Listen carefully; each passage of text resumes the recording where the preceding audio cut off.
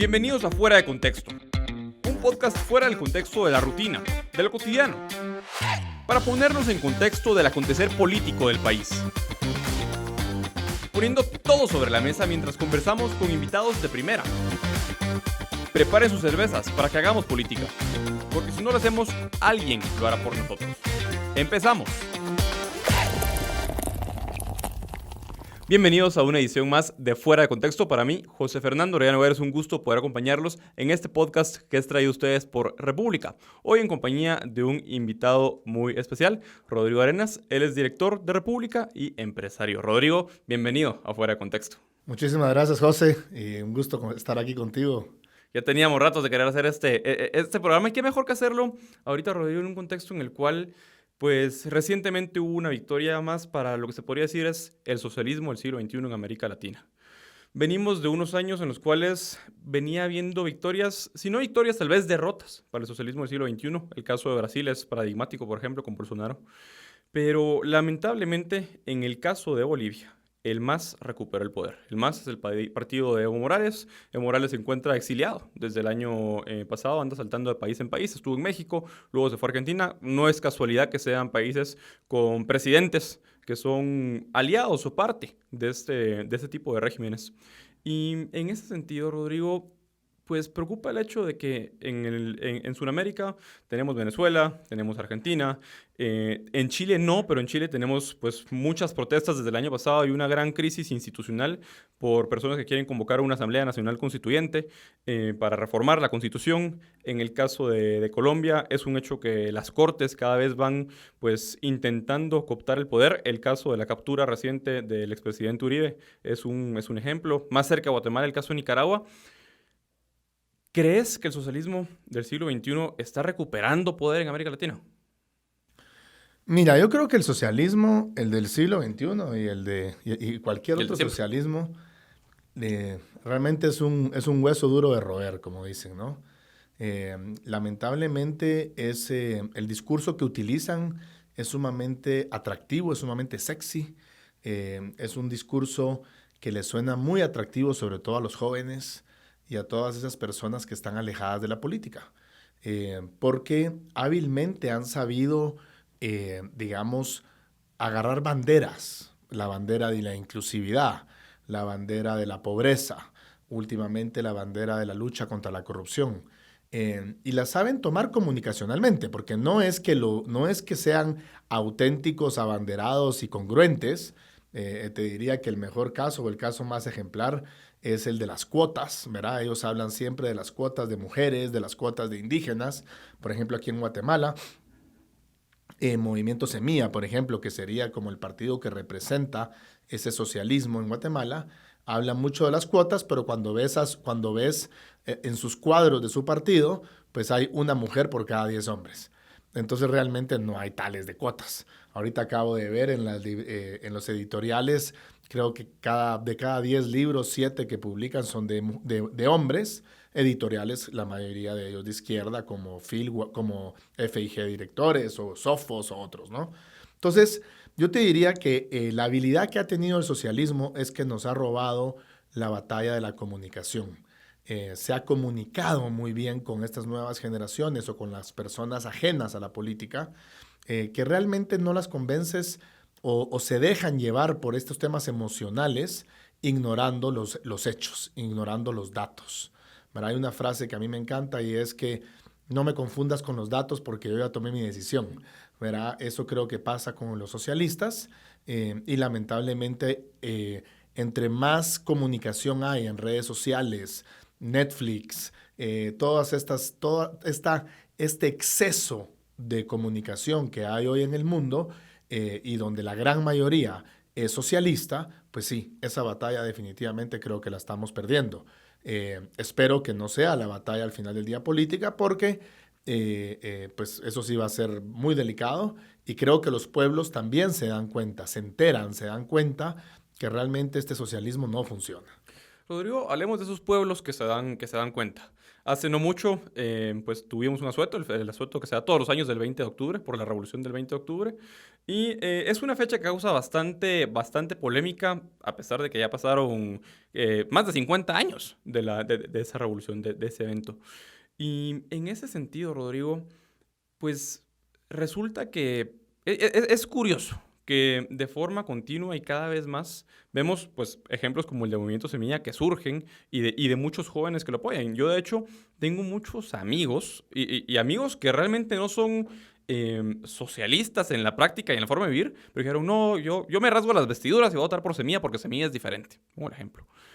Pero lo interesante de las elecciones pasadas fue que Telma Cabrera, la candidata de Codeca, del MLP, llegó a ocupar un cuarto lugar en las elecciones generales, en la primera vuelta de las elecciones generales. Esto me preocupa y lo traigo a colación por el hecho de que, quiera que no, el hecho de que haya más presidentes o más regímenes socialistas en América Latina hace que haya como un impulso internacional mucho más fuerte para empujar en esa línea. El caso de, por ejemplo, del ALBA en América del Sur es uno de esos factores que contribuyen a que esa injerencia, no injerencia, esa influencia internacional pueda contribuir a propagar más el programa socialista. ¿Crees que habría posibilidad en las condiciones actuales? ¿O crees que es algo que tenemos que temer o por lo cual preocuparnos el hecho de que una Telma Cabrera haya llegado a ocupar un cuarto lugar en las elecciones pasadas? Mira, por supuesto, yo creo que definitivamente sí, y regreso a lo mismo, o sea, es por el tema comunicacional. O sea, recuérdate cuando ganó Bukele, hace, ¿qué? Año y medio ya, o 2 años casi, en El Salvador. Toda la izquierda, tú entrabas a Twitter y todos estos chairo tuiteros, les llamo yo, felices con que había ganado primero López Obrador en México y meses después Bukele en El Salvador. Y eso definitivamente yo creo que te genera esas bolas de nieve que tú dices, que termina como, bueno, ganó México, ganó El Salvador, ahora va a ganar Guatemala. Eh, ¿Y por qué es peligroso esto?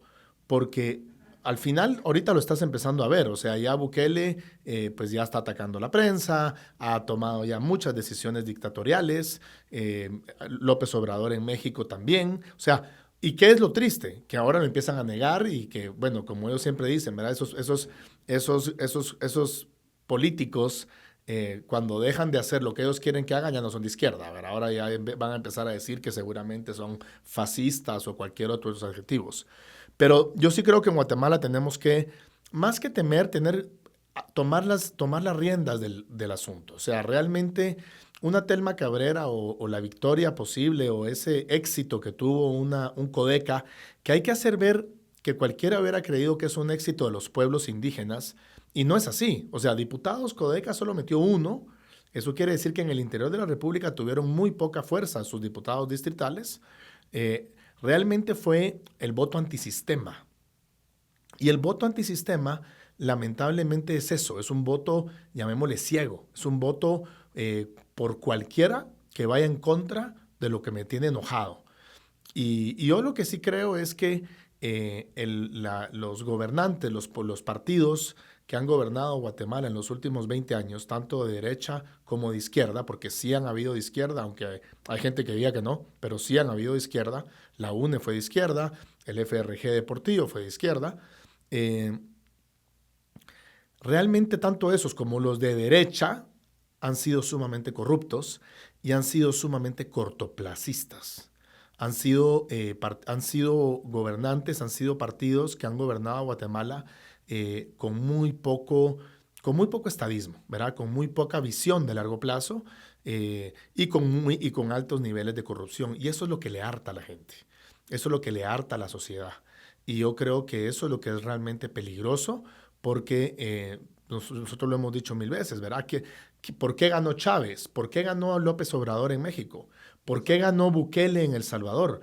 No necesariamente ganaron porque eran líderes carismáticos que proponiendo un excelente plan de país. No, porque probablemente sus antecesores, sus últimos 2 o 3 gobiernos, habían sido sumamente corruptos y sumamente malos.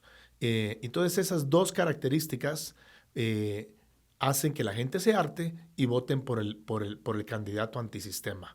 Y eso fue lo que pasó con Telma Cabrera. ¿verdad? Entonces, sí, creo que es sumamente preocupante, pero no solo porque va a ganar o puede ganar un partido con esas características, porque lo triste es que eso está pasando porque realmente hemos perdido el tiempo y seguimos perdiendo el tiempo.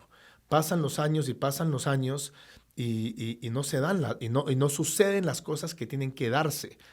Hace poco estábamos nosotros en una reunión y estábamos discutiendo con unos amigos de las cosas que los cambios estructurales que tenían que darse en el país para que realmente tuviera un salto cuántico de calidad de vida, de desarrollo, de crecimiento económico. Y nos dábamos cuenta que son propuestas que vienen desde hace 10 años. Desde hace 10 años muchas de ellas están en el Congreso.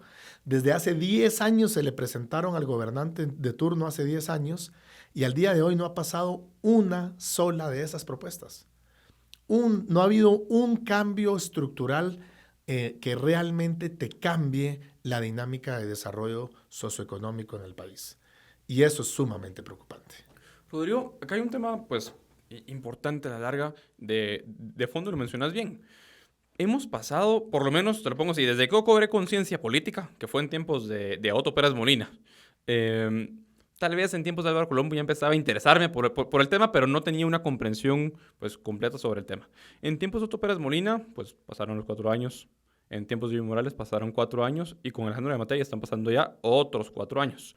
Hemos venido saltando de elección en elección y si nos vamos a ver la historia, así nos hemos venido, sin que se den cambios importantes de fondo, sino todo lo contrario. Las instituciones, los pocos pesos y contrapesos que hay en el sistema se han ido debilitando.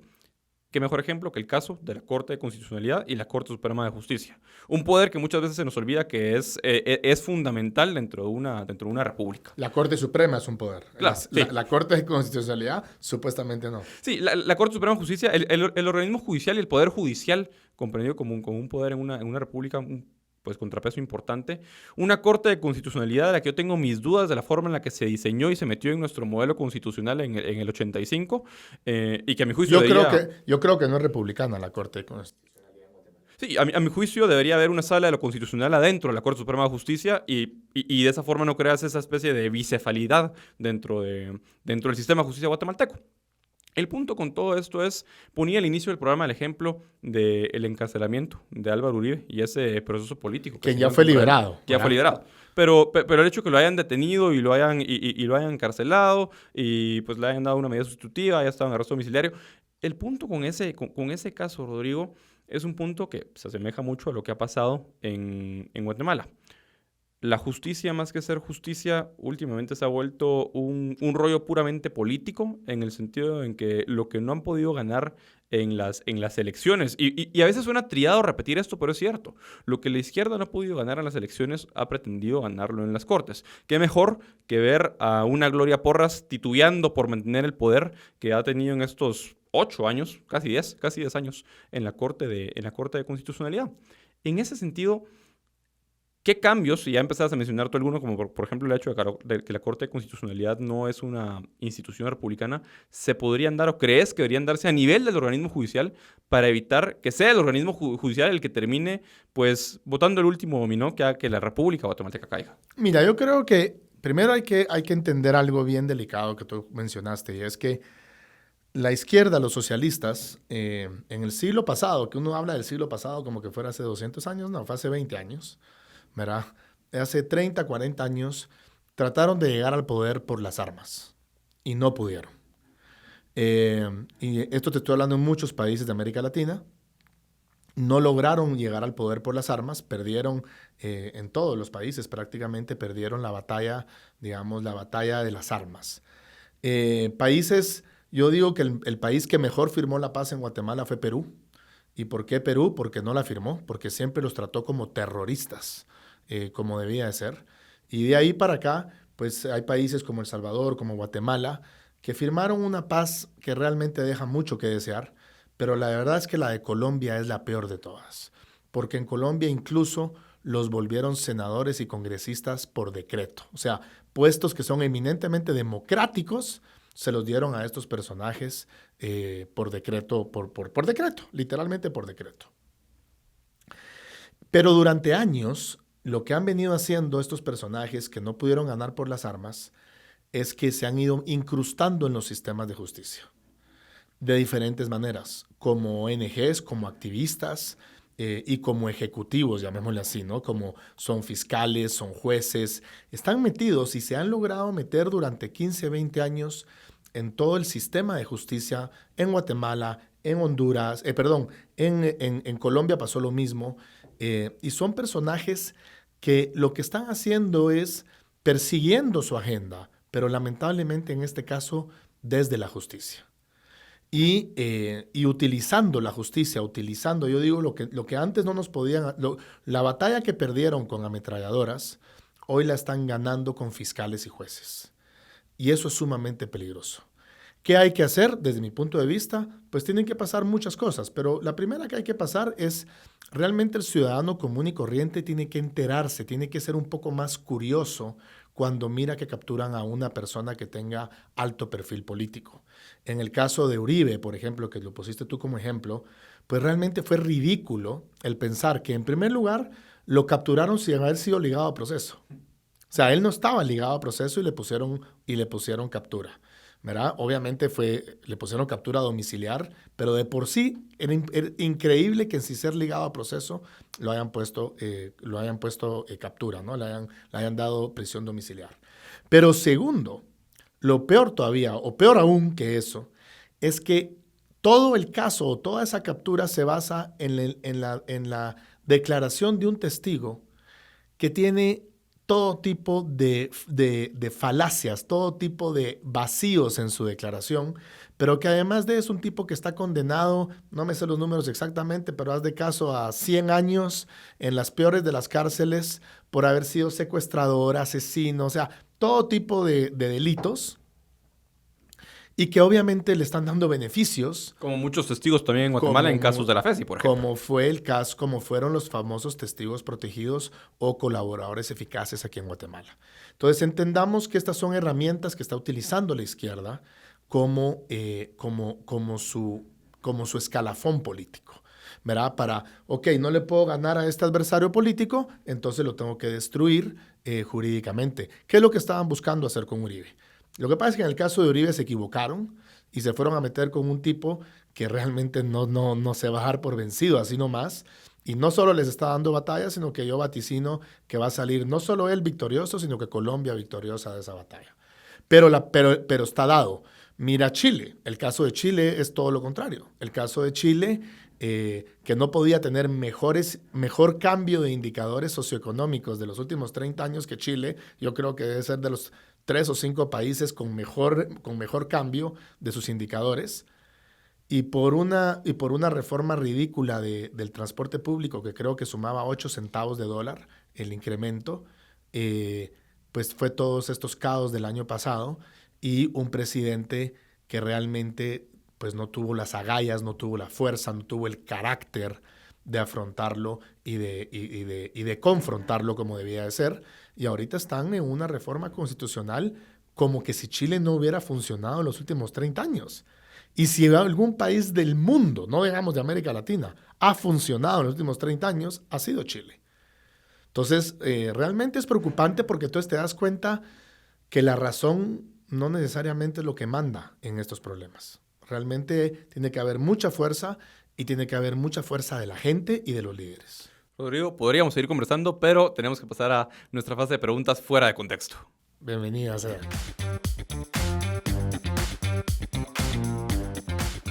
Bueno, Rodrigo, empezamos. Van a hacer una serie de preguntas y como ya sabes, tienes que responder lo primero que se te venga a la mente. Venga, pues.